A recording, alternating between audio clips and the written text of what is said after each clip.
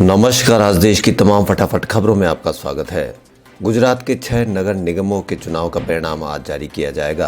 अहमदाबाद, सूरत, राजकोट, वडोदरा, भावनगर और जामनगर नगर निगमों के कुल 144 वार्ड के लिए रविवार को मतदान हुआ था। राज्य निर्वाचन आयोग की ओर से जारी एक विज्ञप्ति में कहा गया है कि 46.1% मतदाताओं ने मतदान किया।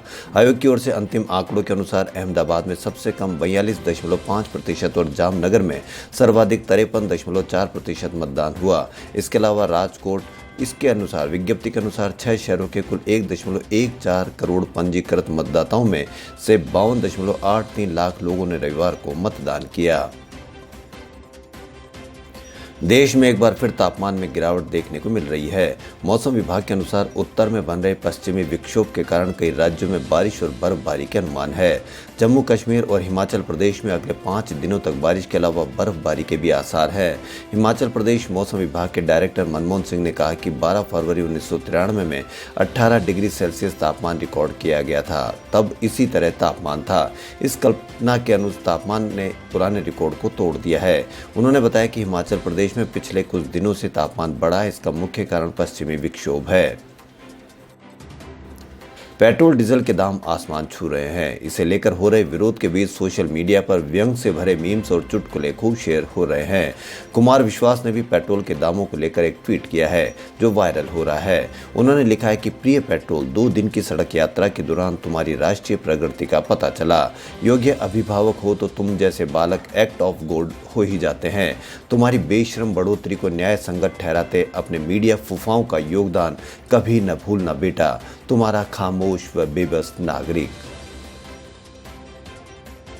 देश में कई जगहों पर पेट्रोल के दाम 100 के पार पहुंच गए हैं, लेकिन बढ़ोतरी के बीच कीमतों में कटौती के कहीं आसार नहीं दिख रहे हैं। हाँ, पिछले 2 दिनों तक ईंधन तेल के दाम स्थिर थे, लेकिन मंगलवार यानी 23 फरवरी 2021 को आज फिर पेट्रोल डीजल के दामों में आग लग गई है। ऑयल मार्केटिंग कंपनियों ने आज फिर तेल के दाम बढ़ा दिए हैं। आज पेट्रोल के दामों में 35 से 38 पैसे और डीजल के दामों में 34 से 35 पैसों की बढ़ोतरी की गई है। बता दें कि देश के सभी बड़े शहरों में पेट्रोल 90 रुपये प्रति लीटर के पार चल रहा है। मुंबई में पेट्रोल 97.34 रुपये प्रति लीटर पर पहुंच गया है। वहीं यहाँ डीजल 88.44 रुपये प्रति लीटर बिक रहा है। सोमवार को समाप्त 24 घंटों में कोरोना के 14,199 नए मामले सामने आए हैं। इससे एक दिन में 9,695 मरीज ठीक भी हुए हैं। इस दौरान 83 कोरोना संक्रमितों की मौत हुई है। अब तक 1.6 करोड़ से अधिक मरीज ठीक हो चुके हैं। कोरोना से अब तक 1,56,000 से अधिक लोगों की जान गई है। कोरोना के मौजूदा मामलों की संख्या 1,50,000 से अधिक हो गई है। पूर्व प्रधानमंत्री पीवी नरसिम्हा राव की बेटी एस वानी देवी ने टीआरएस की उम्मीदवारी के तौर पर तेलंगाना विधान परिषद के लिए हैदराबाद रंगारेड्डी महबूब नगर स्नातक सीट से सोमवार को अपना नामांकन दायर किया है। टीआरएस सूत्रों ने बताया कि जब वह रिटर्निंग अधिकारी के यहाँ नामांकन दायर करने गई, उस समय टीआरएस संसदीय दल के नेता के केशव राव और अन्य नेता तब उनके साथ थे।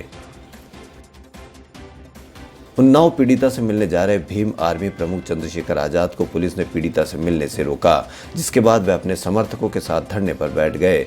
आधिकारिक सूत्रों ने बताया कि आजाद और उनके समर्थकों को गंगा बैराज पर रोका गया। सोमवार को अपने समर्थकों के साथ उन्नाव पीड़िता से मिलने सर्वोदय नगर स्थित एक निजी अस्पताल जा रहे थे।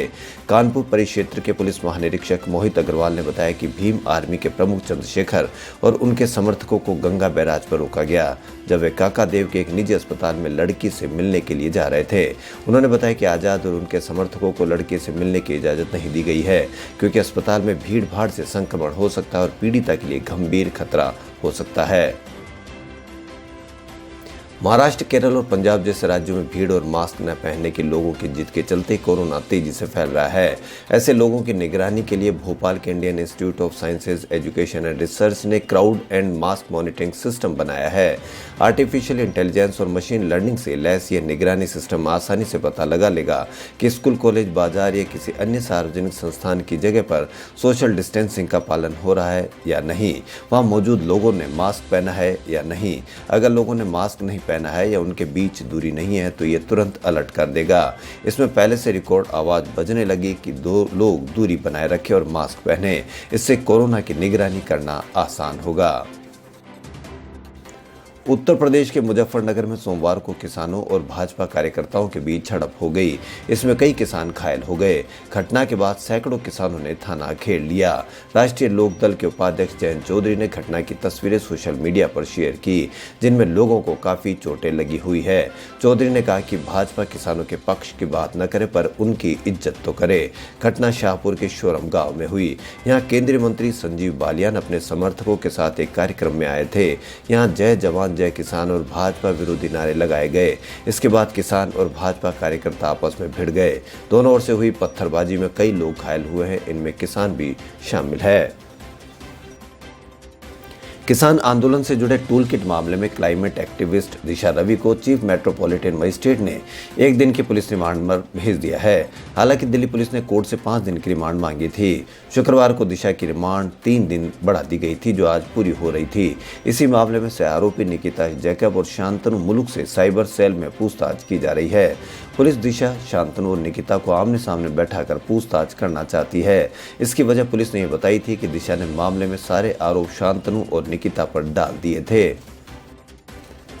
एक तरफ जहां भारत में कोविड-19 से स्वस्थ होने की दर 95.99% हो गई है, तो वहीं कोरोना के नए स्ट्रेन ने एक नई चिंता पैदा कर दी है। ब्रिटेन से भारत लौटे कई लोगों में वायरस के नए रूप के संक्रमण की पुष्टि हुई है। भारत में कोरोना का नया स्ट्रेन ज्यादा संक्रामक हो सकता है। एम्स प्रमुख डॉक्टर रणदीप गुलेरिया ने यह आशंका जताई है। डॉक्टर गुलेरिया ने कहा कि भारत में कोरोना वायरस के प्रति हर्ड इम्यूनिटी बनना एक मिथक है, क्योंकि इसके लिए 80% आबादी में कोरोना वायरस के प्रति एंटीबॉडी बननी चाहिए, जो हर्ड इम्यूनिटी के तहत पूरी आबादी की सुरक्षा के लिए जरूरी है। कांग्रेस नेता राहुल गांधी ने ईंधन की बढ़ती कीमतों को लेकर मोदी सरकार पर हमला बोला। राहुल ने सोमवार को ट्वीट किया कि जब आप पेट्रोल भरवाते समय तेजी से बढ़ते मीटर की ओर देखें तो याद रखें कच्चे तेल के दाम बढ़े नहीं बल्कि कम हुए हैं। पेट्रोल 100 रुपये लीटर पहुंच गया है। मोदी सरकार आपकी जेबें खाली कर अपने मुफ्त में मित्रों की जेबें भरने का महान काम कर रही है। राहुल ने ट्वीट के साथ फ्यूल लूट बाय बीजेपी हैशटैग का इस्तेमाल किया। प्रधानमंत्री नरेंद्र मोदी 23 फरवरी यानी आज पश्चिम बंगाल के खड़गपुर स्थित भारतीय प्रौद्योगिकी संस्थान में doctor Shyama Prasad Mukherjee institute of medical sciences and research का उद्घाटन करेंगे। पश्चिमी मेदिनीपुर जिले के बलरामपुर में निर्मित इस अस्पताल में 650 बेड है।